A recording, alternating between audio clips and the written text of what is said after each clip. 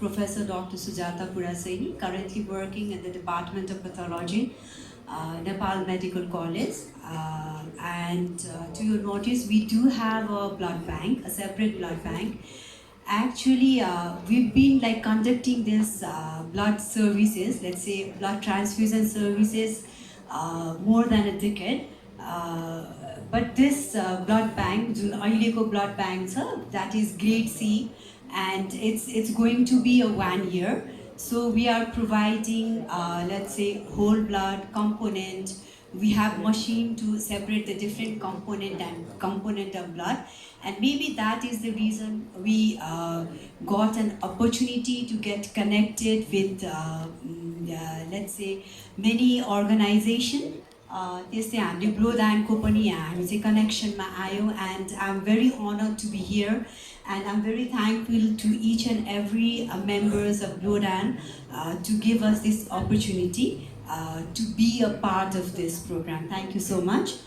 So without delay, I would like to move on to the presentation, and don't worry, I'll cut down. So I'll stick to the point. So blood donation or blood transfusion means not only whole blood. Blood donation भनेर हामी भन्छौँ. So blood collection हामीले blood bag मा गर्छौँ. So as a layman हामीले normally के बुझ्छौँ भने त्यो blood चाहिँ नि हामीले whole चाहिँ we transfuse. Okay, it's not true. Blood, as we can move on to the previous slide, sir. Okay. Just next. Okay, I know you भन्दा अगाडि सर. यसमा चाहिँ हामीले देख्न सक्छौँ कि त्यो माथिको ट्युबमा blood, there is, you can see the plasma. Okay, so blood, so to understand blood has two component. Okay, एउटा चाहिँ लिक्विड कम्पोनेन्ट हुन्छ जसमा ब्लडको सेलहरू चाहिँ मुभ हुनु पर्यो, त्यसलाई हामी प्लाज्मा भन्छौँ. Then we have a cellular component जुन हामीले सुनिरहेको हुन्छौँ. Some patient they will be needing white blood, somebody needing platelet concentration, some needing red blood or rato ragad. Okay, so we can understand from one pint of one bag of blood we can separate so many components. Okay, we do have plasma, we have red blood cell, white blood cell, platelet concentration, and apart from that we can even give the factors, different factors haru huncha. Factor 8 hemophilia ko patient haruलाई दिने त्यो factors haru पनि हामी provide गर्न सक्छौँ. So we can understand the importance of a single pint, single bag of blood. Next slide please. So whole blood, as we know, normal मान्छेले हामीले normal जनताले बुझ्ने के हो भन्दाखेरि यो चाहिँ whole blood हो. So blood transfuse गर्यो दियो, patient बाट दियो, relative बाट दियो. It is actually whole blood. And its the main indication of these whole blood transfusion is acute blood loss. Like it could be any surgery, road traffic accident, it can be postpartum hemorrhage, during cesarean section, anything, whole blood. It's very important. And it is contraindicated. Okay, that's why we say different component is important for different patient. Okay, so here it is contraindicated in chronic condition like chronic anemia. अब रगत, रातो रगतको कमीले anaemia हुन्छ, त्यो त हामी सबैलाई थाहा छ होला. So there is no point giving this whole blood to the patient who is suffering from chronic anemia. हामीले त overburden गर्छौँ उलाई. So here in this point we have to understand that we have to use the right blood to the right person and at the right time.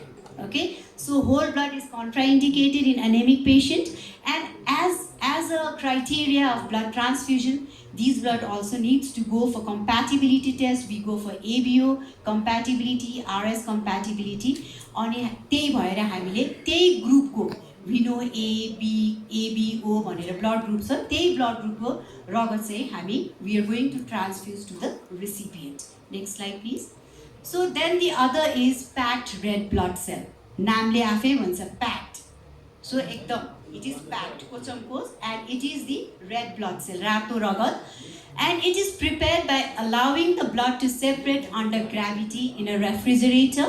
So it is kept at the temperature 2 to 6 degrees centigrade. Since it says packed red blood cell or red cell concentrate, we know that it is going to increase the RBC concentration of the patient, right? So it has a hematocrit concentration of around 55 to 75%. So of course here the indication for this is anemia. So in this case, okay, the patient will be chronic anemic patient, not the patient who has lost blood in road traffic accident, not the patient, okay, who has lost the blood during major surgery. Next slide. Then the next is almost like RBC concentrate. It is red cell suspension. The only difference is we are going to add some additive solution to this. So in this, there will be a little bit, let's say this plasma concentration will be there and hemoglobin concentration will be 15 gram%. The indication will be same. So if RBC concentrate is not available, we can use this also for anemic patient. Next slide. Then we have washed RBC, okay. This is made by adding normal saline to the RBCs. And this, again, the indication is anemia. Anemia bhako biramima pani we can use. And since it says washed RBC, हामीलाई थाहा छ रातो रगतको sale सर्फेसमा चाहिँ धेरै एन्टिजेन्सहरू हुन्छ. So in some patient, you might have noticed that after blood transfusion, they develop blood transfusion reaction. Very patient, like most of the patient, they develop fever, okay? Some they develop rashes over the skin and all. So to reduce that, we use this type of RBC, washed RBCs, okay? Then the other is frozen RBC. It's a type of RBC. The name itself says frozen. So, यसलाई के गर्छौं हामीले freeze गर्छौं. And you can see the temperature is so much less, minus 65 degrees centigrade. And what is the advantage of these frozen RBC is we can store it up to 10 years. Isn't it too long? 10 years सम्म चाहिँ हामीले this frozen RBC we can store. And यसको indication, what is the indication? What is the difference among this and the other RBC is we can, by this process we can preserve the rare type of blood group. Rare type of blood group also, apart from A, B, AB, O. Like you can take a very good example of Bombay blood group. Okay, so here it helps. Next slide. Then you have leukocyte depleted RBC. Leukocyte भन्नाले सेतो रगत. Okay, it's or we call it as WBCs. So कहिलेकाहीँ के हुन्छ whole blood RBC भने पनि केही मात्रामा we do get WBCs. Okay, so in this we deplete the leukocyte. So a very less amount of WBCs will be there, and platelet will be removed in this. And the advantage of this leukocyte depleted RBC is it reduces the immune reactions. Okay, so patients who are very prone to get the reaction, immune reaction or other reaction, we can transfuse this type of RBC. But the cost-wise, if you see, it's going to be a little bit costly. Next slide. So that was all about the RBC. So since I said that different components can be used to different patient, okay, we do have seto ragat, that is WBC. In WBC also we have many types of cells, okay, but from the transfusion point of view, granulocyte, or in the other word we call it as neutrophil, it's very important for the transfusion. Next slide. So these granulocyte or neutrophils, they are involved in the phagocytosis process. यसले के काम गर्छ? हामीलाई infection control गर्न, हाम्रो शरीरमा कुनै पनि भाइरस एन्टर भयो या कुनै पनि foreign particles आयो भने they get activated and they will go and try to eat them up, digest.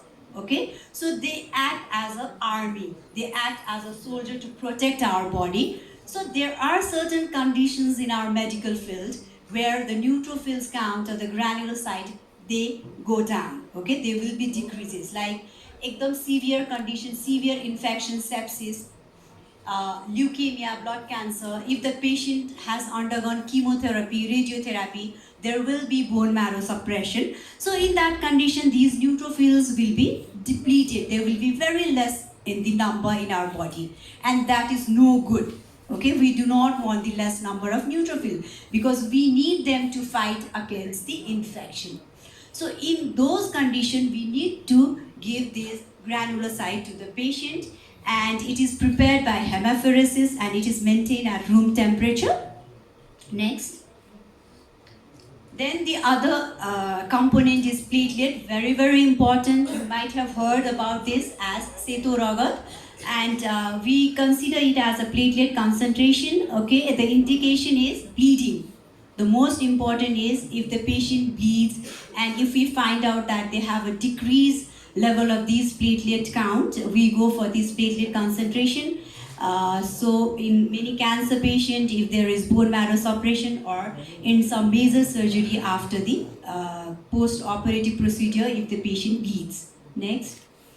So here the temperature for storing is around 24 to 25 degrees centigrade, and a very let's say compared to other RBC, this platelet concentration can be kept for only 5, or we can lengthen it to up to 7 days, and we have to continuous agitate.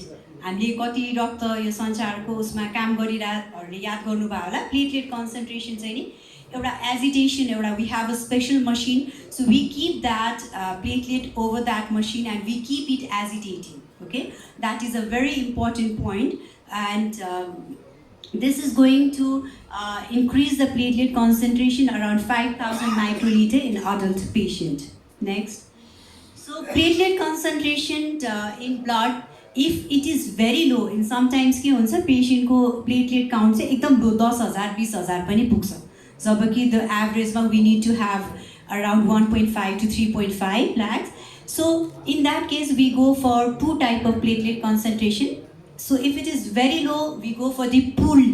Pool भनेको तान्ने, 3-4 जना donors हरुको collection गरेर we go for pooled platelet concentration. The other is a very common, that is platelet pheresis, that is usually from a single donor. So whatever is the source of platelet concentration, we usually give it to those patients who has a very low platelet count. Next. So then we have this fresh frozen plasma. रातो रगत सिद्ध्यौं, हामीले platelet पनि गर्यौं. So we have that liquid component still. अब त्यो फ्याल्न त मिलेन, that is again still important, very important. Okay, so that is fresh frozen plasma, and it is frozen. Again, यसलाई पनि हामीले freeze गर्ने within 8 hours of donation, stored at -18 degrees centigrade, and we can keep it for 1 year. And यो plasma मा चाहिँ के हुन्छ भने हाम्रो धेरै यो फ्याक्टर्सहरु हुन्छ. ओके, त्यसले चाहिँ नि ब्लिडिङ चाहिँ कन्ट्रोल गर्न, क्लटिङ फ्याक्टरको यो हाम्रो क्लटिङ क्यास्केड भन्छौं मेडिकल टर्ममा. So त्यसको लागि चाहिँ मद्दत गर्छ. It helps in the bleeding control, let's say. So it provides coagulation factors for bleeding. Okay, so it can be used for treatment of many bleeding conditions like purpuric conditions, factor deficiency, and severe sepsis, that is DIC. And since it is frozen, before transfusing it to the patient, we need to thaw. यसलाई चाहिँ हामीले के गर्नु पर्यो, liquefy गर्नु पर्यो.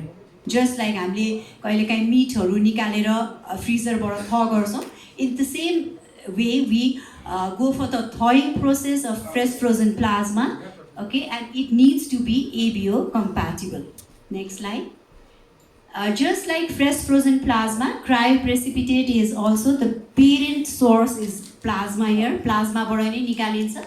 But the difference between the fresh frozen plasma, this FFP and cryoprecipitate is, it is the precipitated protein portion and it results after multiple thawing of FFP.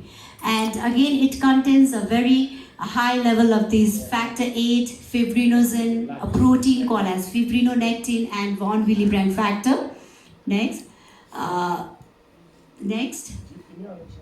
So indication for this is, as you know, since it's very rich in factors, we can give it for factor 8 deficiency. हामीले haemophilia भनेर त सुनेको छौं, different song संस्थाहरु पनि छ हेमोफिलियाको. So त्यस्तो कन्डिसनमा अब haemophilia भएको छ, ब्लिडिङ भइराछ, होल फ्लड दिएर त त्यसको तात्पर्य त छैन. आरबीसी कन्सन्ट्रेट दिएर पनि मतलब भएन. सो यस्तो कन्डिसनमा we can go for the cryoprecipitate. And यसमा पनि administration गर्दाखेरि we usually go for ABO compatible product. Next slide. So this plasma, again, it is separated by centrifugation or by gravity, and or it is collected by plasmapheresis.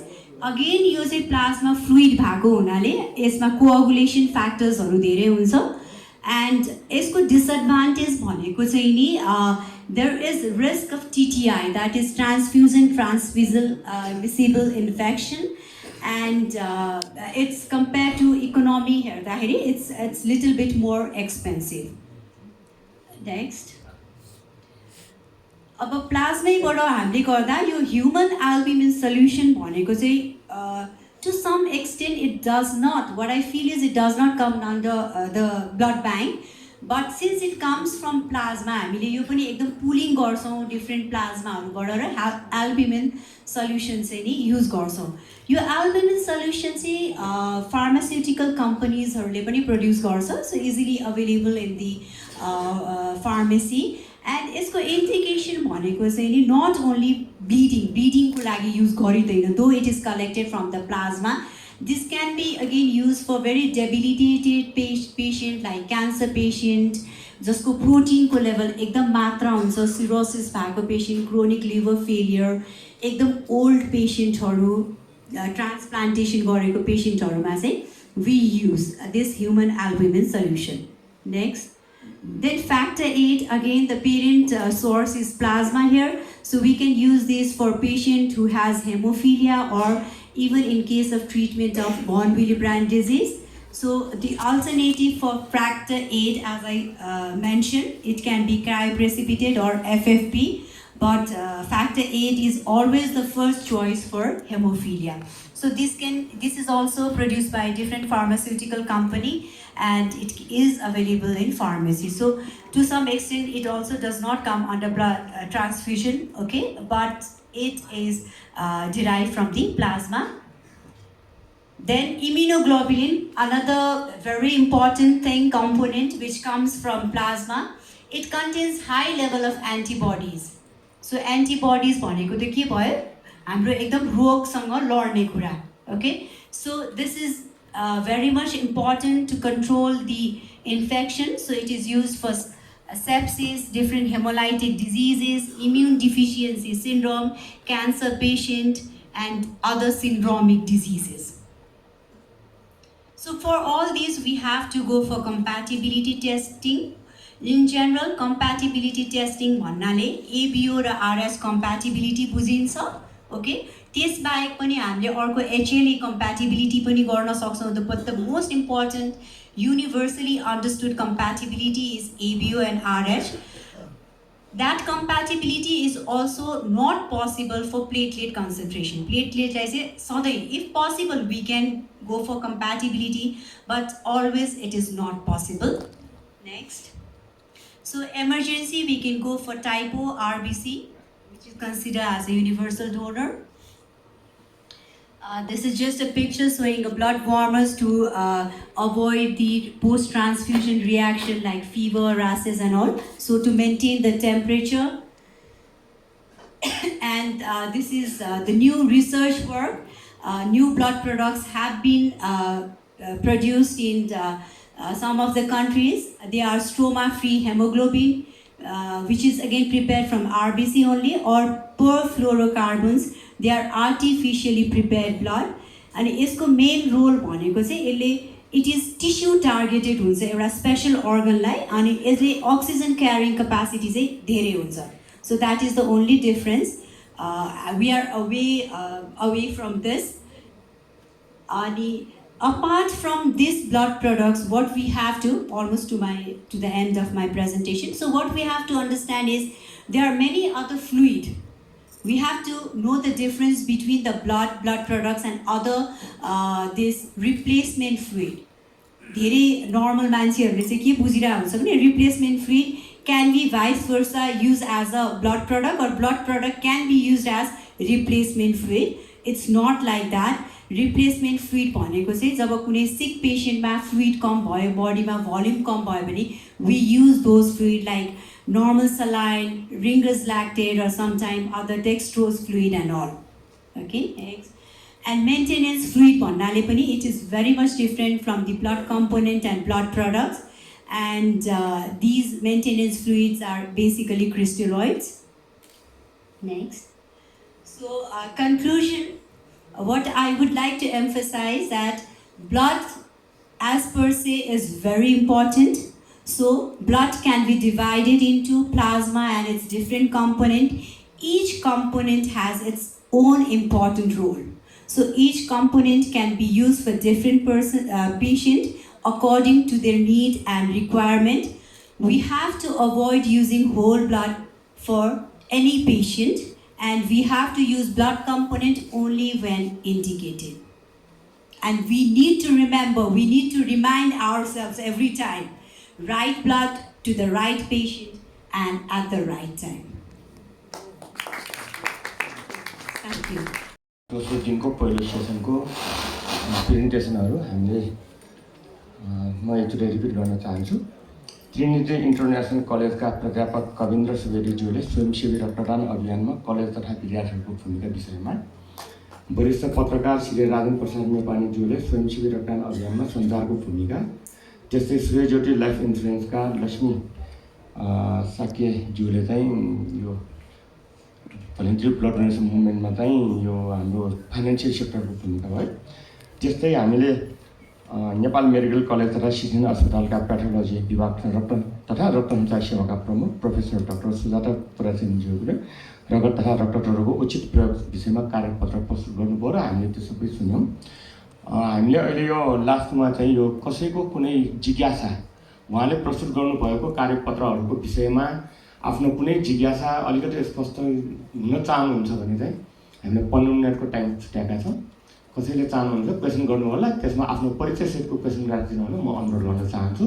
यो सबै क्वेसनहरूको चाहिँ हाम्रो कार्यपत्र प्रस्तुतकर्ताहरूले एकमुष्ट रूपमा जवाफ दिनुहुन्छ।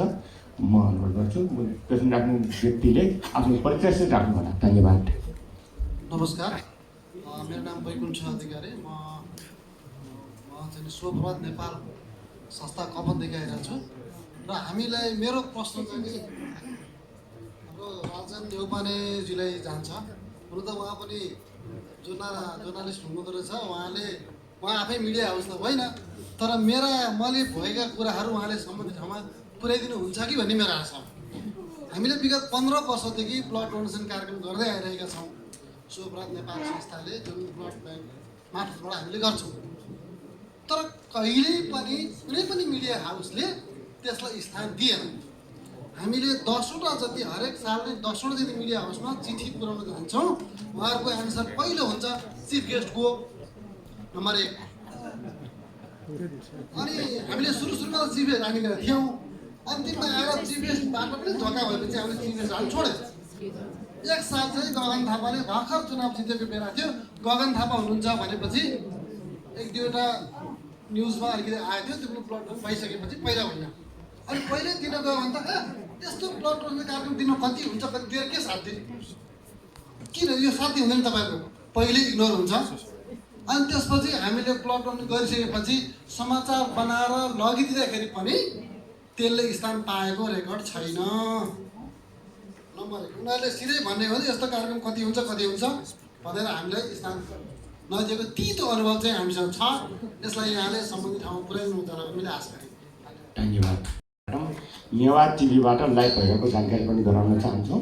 मिडिया पार्टनरमा हामीले उहाँलाई रिक्वेस्ट गरे अनुसार हिजो र आज 2 दिन उहाँहरूले लाइभ दिनु भएको छ। यो जानकारी मात्र गराएको नि। धन्यवाद। अरू कसैको क्वेसन बाँकी छ? लास्ट सोध्नु होला, छोटोमा सोध्नुहोस् है, आफ्नो परिचय सहित राखेर। नमस्कार, म प्रतीक तामाङ, ललितपुर जिल्ला च्यापरबाट। मेरो चाहिँ क्वेसन भन्दा पनि मिडियाकै विषयमा थोरै कुरा गर्नु मन लाग्यो। म पनि मिडिया ब्याकग्राउन्डबाटै आएको मान्छे भएको हुँदा हामी भनिरहेका छौँ यहाँ 2 दिनसम्म यत्रो इन्टरनेसनल डेलिगेट्सहरूको पनि उपस्थितिमा पाटनमा दोस्रो अन्तर्राष्ट्रिय सम्मेलन गर्दैछौँ।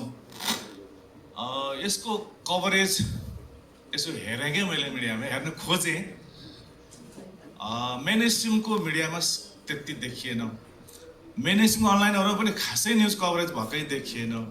हिजो हाम्रो माननीय मन्त्रीज्यूले उद्घाटन गर्नुभयो। अब यहाँ मिडियाको उपस्थिति पनि त्यति देखिएन। अब मैले यो खास गरी यो प्रेजेन्टरहरूलाई भन्दा पनि सायद आयोजकहरूलाई पनि मेरो जिज्ञासा जान्छ जस्तो लाग्छ। प्रोग्रामको चाहिँ अब डिजाइन गर्दै गर्दाखेरि विभिन्न कमिटीहरू रन गर्दै गर्दाखेरि मिडिया सेक्टरलाई अलिकति होल जिम्मेवारी दिने लिने हिसाबले अलिकति कमजोरी भएको हो, अथवा अघि उहाँले भने जस्तै अब यो ब्लड सम्बन्धी यस्तो प्रोग्राम कति हुन्छ भन्ने हिसाबले मिडियाले मिनिमाइज गरेको थाहा भएन। तर कभरेज हेर्दाखेरि चाहिँ यत्रो इन्टरनेसनल एउटा ब्लड सम्बन्धी हामी यति महत्त्व दिएर यो कार्यक्रम गरिरहेका छौँ। यो महत्त्व हामीमा मात्रै सीमित भएको जस्तो, अलिकति मिडियालाई अझ पनि पुर्याउन नसकेको जस्तो के भएको अलिक बुझ्नै सकेन। अलि सिद्ध शब्द भन्दा अलिक दुःख पनि लागिरहेको छ। Thank you. म चाहिँ नि बाउचार योगदान समाजबाट आएको छु। मेरो प्रश्नभन्दा पनि एउटा सानो जिज्ञासा हाम्रो प्रोफेसर डाक्टर साहब सुजाता पुरासनीज्यूलाई, जुन हजुरले भन्नुभयो जस्तै जुन ब्लडहरू मा पनि धेरै कम्पोनेन्टहरू हुन्छ, जस्तै प्लाज्माभित्र पनि धेरै कम्पोनेन्टहरू हुन्छ, जुन त्यो केस अनुसार फरक फरक एज डिमान्ड भनौँ एज निडेड त्यो हुन्छ भन्ने कुरा। र हामीलाई चाहिँ नि भनौँ कुनै पनि हस्पिटलले ब्लड माग्दाखेरि चाहिँ नि सिधै खालि पिआरपी, पिआरपिसी, एफएफपी, होल ब्लड भनेर मात्रै लेखेर दिइरहेको हुन्छ र हामीले त्यही अनुरूप ब्लड खोजेर हामीले ब्लड प्रोभाइड गराउँछौँ बिरामीलाई। एउटा जिज्ञासा चाहिँ नि हस्पिटलमा जुन त्यो ब्लड गइसकेपछि चाहिँ नि त्यसभित्र चाहिँ त्यो कम्पोनेन्टहरू फेरि पनि सेपरेसन हुन्छ अथवा चाहिँ त्यही डाइरेक्ट दिन्छ भन्ने कुरा एउटा सानो जिज्ञासा। हस्, धन्यवाद। धन्यवाद। म lions club of Kathmandu rainbow पिसमा सम्पर्कमा छु। म एउटा सानो जिज्ञासा चाहिँ यो इन्सुरेन्स, लाइफ इन्सुरेन्स सम्बन्धमा अहिले यहाँ जति पनि कुराहरू भए यसमा चाहिँ के भने डोनरलाई चाहिँ हामीले चाहिँ प्राथमिकता दिनु पर्यो भन्ने कुरा आयो। र चाहिँ म लाइफ इन्सुरेन्समा चाहिँ के कुरा गर्न चाहन्छु भन्दाखेरि चाहिँ जोसँग पैसा छ उसले इन्सुरेन्स गर्नै परेन, उल्टा आफ्नो उपचार आफै गरिहाल्छ। मेन कुरो जो निम्न वर्गकाहरू छन् त्यसमा चाहिँ जो डोनरहरू छन् उनीहरूलाई चाहिँ प्राथमिकतामा राखेर जुन हाम्रो चाहिँ लाइफ इन्सुरेन्स गरेर जुन प्रिमियम तिर्नुपर्छ त्यसमा केही डिस्काउन्ट गर्न सकिन्छ उनीहरूलाई, जसले गर्दा उनीहरू लो इन्कम भएकाहरू पनि म पनि लाइफ इन्सुरेन्स गर्छु भन्ने कुरा अझ उसको चाहिँ इच्छा जागोस् भन्ने कुरा ठान्यो। Anjil Maharjan. Firstly, I would like thanks Mr. Kavindra sir and Rajan sir for a wonderful presentation. मेरो जिज्ञासा चाहिँ सुजाता म्यामसँग, हामी नर्मली हाम्रो लागि त रगत भनेपछि होल ब्लड नै भइरहेको थियो होइन, अहिले आएर चाहिँ हामीलाई यो डिफ्रेन्ट कम्पोनेन्टहरू हुन्छ भनेर थाहा भयो। अब जति पनि यो ट्रान्समिटेड डिजिजहरू हुन्छ होइन, मलाई जान्न जिज्ञासा लागेको चाहिँ त्यो चाहिँ सबै कम्पोनेन्टबाट हुन्छ कि सर्टेन कम्पोनेन्ट अफ द ब्लडबाट मात्रै अब ट्रान्समिट हुन्छ, त्यो एउटा चाहिँ बुझ्नु इच्छा जागेको। सबैलाई नमस्कार, मेरो नाम चाहिँ राम श्रेष्ठ हो। म नेपाल रक्त सोसाइटीको केन्द्रीय रक्त सञ्चार सेवामा पिआर अफिसर रूपमा काम गर्छु। सबै प्रेजेन्टर म्याम सरहरूलाई धन्यवाद। मेरो एउटा सानो जिज्ञासा र एउटा सानो सुझाव छ है, सुझाव भन्दा पनि एउटा हाम्रो मागे भनौँ होइन। डाक्टर प्रोफेसर सुजातालाई चाहिँ अघि एउटा प्रेजेन्टेसनमा प्लेटलेट पुलिङ गरेको प्लेटलेट त 4 घन्टा त्यसको एक्सपायरी ओके होइन, अघि डाक्टर मन्त्रीले 7 दिनसम्म राख्न सके भनेको छ। अनि यो एफआरएसिस चाहिँ हाम्रो प्र्याक्टिसमा के छ भने अहिले त्यो 4 घन्टामा हामी त्यसलाई एक्सपायर भन्दैनौँ। हजुरले चाहिँ एफआरएसिसको 4 घन्टामा एक्सपायर भनेर राख्नु भएको छ। हाम्रो क्लिनिसियनहरूले चाहिँ जस्तै लिभर ट्रान्सप्लान्ट गर्दा अब क्यान्सरको पेसेन्टहरूले चाहिँ आज एफआरएसिस सिङ्गल डोनर एफआरएसिस गरेको 3 दिनसम्म नै प्रयोग गर्नुभएको छ, त्यसलाई किन 4 घन्टा राखेको होला भन्ने एउटा जिज्ञासा थियो एउटा। अनि अरू त सबै क्वेसन आइसकेका छ। मेरो सानो यो सूर्य ज्योतिबाट म्याम साके म्यामले अघि प्रेजेन्टेसन गर्दै गर्नुहुँदा उहाँहरूले धेरै ठाउँमा सहयोग गर्नुहुन्छ, धन्यवाद। अनि एउटा चाहिँ हुन चाहिँ रक्तदाताले भोलिन्टरी नन रेम्युनरेटेड डोनेसन गर्ने हो, केही पनि आशा नगरी गर्ने हो, तर चाहिँ सामाजिक सुरक्षाको हिसाबले र उहाँको परिवारको हिसाबले हुन त खुदा न खास्ता यस्तो नपरोस् कि डोनरले लाइफमा केही पनि नहोस्, उहाँहरूको लङ लाइफ होस्, किनभने म पनि एउटा डोनर हो, सबै डोनरै हुनुहुन्छ। तर अब यो नयाँ एउटा चाहिँ आज यो एउटा थट हुनसक्छ कि इन्सुरेन्स कम्पनी धेरै छ, बिमा समिति पनि छ।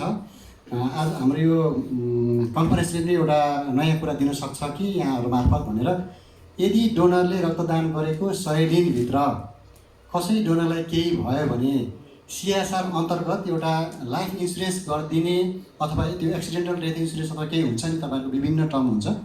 मैले भने यो हुनै कसैलाई नपरोस्, तर पर्यो भने चाहिँ यदि डोनेसन गरेको 100 दिनभित्र अथवा 200 दिनभित्र तपाईँले के राख्न सक्नुहुन्छ, सिएसआरबाट केही पैसा छुटाएर उहाँको परिवारलाई सहयोग गर्न सक्ने एउटा प्रावधान भयो भने चाहिँ हरेक डोनरले एउटा डोनेसन गरेर राखौँ त, मैले डोनेसन पनि हुन्छ, मेरो स्वास्थ्यलाई राम्रो हुन्छ, केही भइहाल्यो भने मेरो परिवारलाई केही हुन्छ, 5 लाख 10 लाख अथवा कति गर्न सक्नुहुन्छ, त्यस्तो एउटा छलफलमा ल्याउनु भयो र एउटा राखिदिनु सक्यो भने लङ टर्ममा हामीले नयाँ कुरा एउटा गर्न सक्छौँ कि भनेर सुझाव। यसलाई फेरि अरू छलफल गर्न मैले लामो राखिनँ।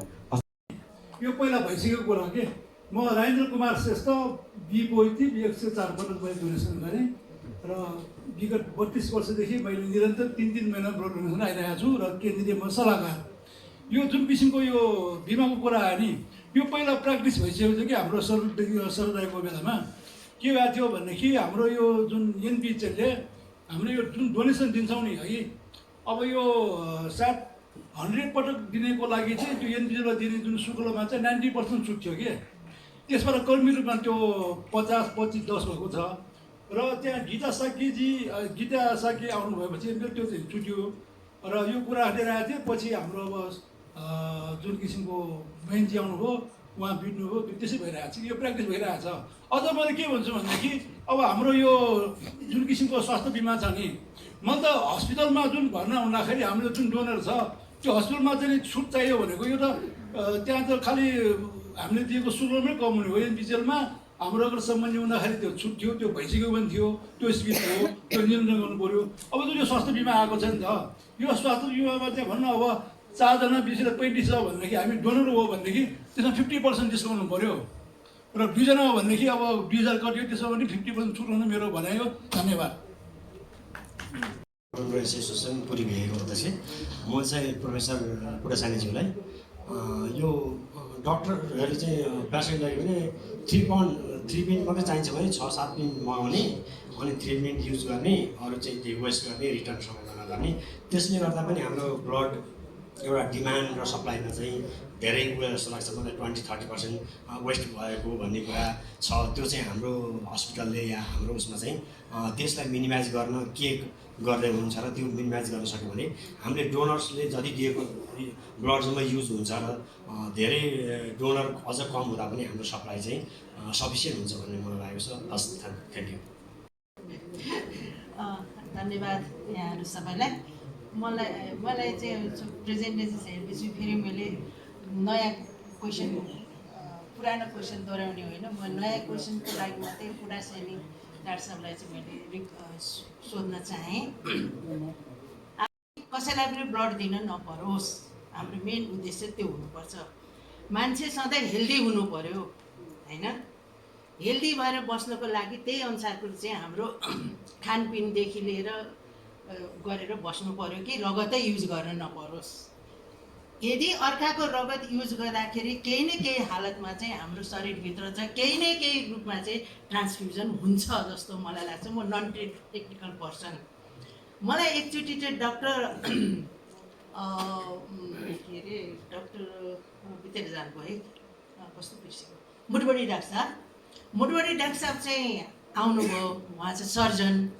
अनि उहाँ यस्तो एकदम हतारिएर आउनुभयो। किन आउनुभयो डाक्टर साहब भनेर, मेरो के अरे गल ब्ल्याडरको अपरेसन छ, मेरो रगत निकालेर अटो ट्रान्सफ्युजन भन्छ त्यसलाई, मेरो रगत यति घन्टा अगाडि त्यसले निकालेर राख, अनि म गल ब्ल्याडर अपरेसन गर्छु र यदि मलाई चाहिहाल्यो भने त्यो रगतको पनि टेस्ट गर्नु परेन, मेरो रगत मलाई नै भयो।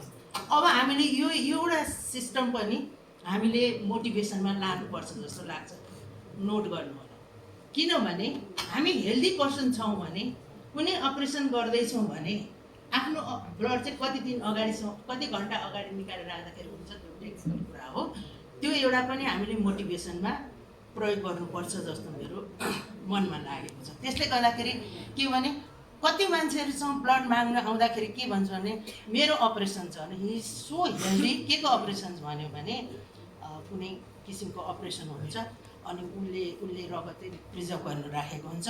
डक्टरको पोइन्ट अफ भ्यूले पनि त रगत राख्नु उत्तम पनि हो। भोलि सट्ट काटिहाल्यो भने त रगत पाएन भने त जान जानुहोस्, त्यो पनि सेफ्टीको कुरा हो। र अब चाहिँ जुन विदेशमा चाहिँ डोनरहरूले पनि विभिन्न किसिमको रगत निकालेर रगत बाहिर निकालेपछि नचाहिने रगत चाहिँ उसले फिर्ता पठाइदिएको रहेछ। त्यो त हाम्रो टेक्निकल पार्ट भयो। अर्को कुरा के अरे बाउधासानी डाक्टर साहबले के भन्नु भने ओ ग्रुपलाई चाहिँ डोनरको रूपमा हेरेका छौँ भनेर भनेको छ है। पछिबाटको कुरा हुँदाखेरि चाहिँ होइन, जुन ग्रुपको रगत चाहिन्छ त्यही ग्रुपको रगतै दिनुपर्छ है।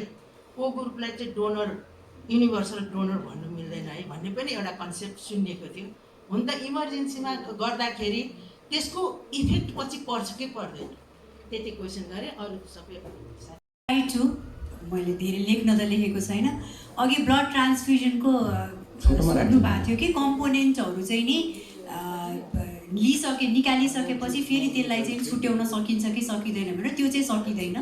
पहिले हामीले ब्लड ट्रान्सफ्युजन गरेपछि हाम्रो जरुरत अनुसार चाहिँ नि होल ब्लड हो कि आरबिसी कन्सन्ट्रेट हो कि क्रायोप्रेसिटेट प्लेटलेट, यसलाई चाहिँ हामीले छुट्टै गरेर हाम्रो ब्लड ब्याङ्कमा चाहिँ त्यही अनुसार स्टोर गर्छौँ। अनि जरुरत अनुसार पेसेन्टको जसरी माग हुन्छ त्यही अनुसार चाहिँ हामी चाहिँ ट्रान्सफर गर्ने व्यवस्था गर्छौँ। अर्को एकजना हाम्रो पार्टिसिपेन्टको क्वेसन थियो कि इन्फेक्सन टिटिआई चाहिँ कस्तोमा हुन्छ भने, टिटिआईको इन्फेक्सन चाहिँ अलमोस्ट सबै ब्लड प्रडक्टले चाहिँ क्यारी गर्छ। That's why we try to avoid it by doing the compatibility test as well as we do. हामीले स्क्रिनिङ गर्छौँ, एचआइभी हेपाटाइटिस भिडिआरएलहरूको गर्छौँ। त्यसको बावजुद पनि केही मात्रामा चाहिँ हुन्छ, किनभने कहिलेकाहीँ पेसेन्टहरू चाहिँ विन्डो पिरियडमा हुन्छ, त्यो रगतमा चाहिँ त्यो नदेखिन सक्छ। तर त्यसमा पनि यो प्लाज्मा जुन तरल पदार्थ छ रगत, त्यसमा चाहिँ धेरै मात्रामा प्रोटिनहरू र अरू फ्याक्टरहरू हुनाले त्यस्तो रगत चाहिँ नि ट्रान्सफ्युज गर्दाखेरि अलिकति चान्सेस चाहिँ बेसी हुन्छ। But we have many techniques nowadays to minimize that also. त्यसबाहेक अर्को एकजनाको के थियो अरे प्रश्न, हामीले चाहिँ नि धेरै ब्लडहरू चाहिँ फिर्ता 3 पिन चाहिएको छ भने हामीले 5, त्यो चाहिँ हाम्रो नेपाली बानी जस्तो लाग्छ मलाई। जे पनि होइन, 5 रुपियाँ चाहियो भने 10 रुपियाँ माग्ने, अब सो द्याट 5 रुपियाँ चाहिँ भयो भनेर। सो डेफिनेटली ब्लडको त्यो मिसयुज चाहिँ भइरहेको छ। तर हाम्रो नेपाल मेडिकल कलेजको ब्लड ब्याङ्कमा चाहिँ हामीले चाहिँ यति गराउँछौँ कि एकैचोटि 5वटा दिँदैनौँ। यदि बिरामीलाई 4वटा चाहिएको छ भने हामी दुईवटा चाहिँ हामी क्युमा राख्छौँ। तपाईँको 2टा सिद्धिएपछि you can any time come back and take those 2 pints of blood later भनेर। र कोल्ड चेन चाहिँ मेन्टेन गर्नुहोस्, त्यहाँ गएर पनि अस्पतालमा त राख्न दिने हो। र यदि प्रयोग नभएमा चाहिँ you're always welcome to return it back. हामीले त्यो पनि गरेको छौँ। अनि अर्को म्यामको अघि क्वेसन्स थियो नि, हामीले चाहिँ नि हामी हेल्दी इन्डिभिजुअल छौँ त किन हाम्रो ब्लड नराख्ने। आई थिङ्क त्यो चाहिँ मैले एउटा एकदमै राम्रो सुझावको रूपमा लिएको छु। Definitely we can do that. आजकल त स्टेम सेल ब्लड ब्याङ्क भनेर पनि आएको छ। हाम्रो मेडिकल उसमा यो डिफ्रेन्ट अनौठो रोगहरूको लागि अनि बोन म्यारोको डिजिजहरूको लागि चाहिँ आफ्नो सिब्लिङ्सहरूको छोराछोरीको दाजुभाइ दिदीबहिनीलाई प्रयोग गर्ने ब्लडहरू राख्ने गरेको छ। हामीले बलिउड स्टार हामीले ऐश्वर्या रायले पनि त अम्बाइलिकल कर्ड उहाँको छोरीको चाहिँ ब्लड ब्याङ्कमा राखेको कुरा पनि सुनेका छौँ। त्यही भएर I think that is a very wonderful suggestion. Thank you ma'am, and I think we can start working on it as a team. Thank you so much.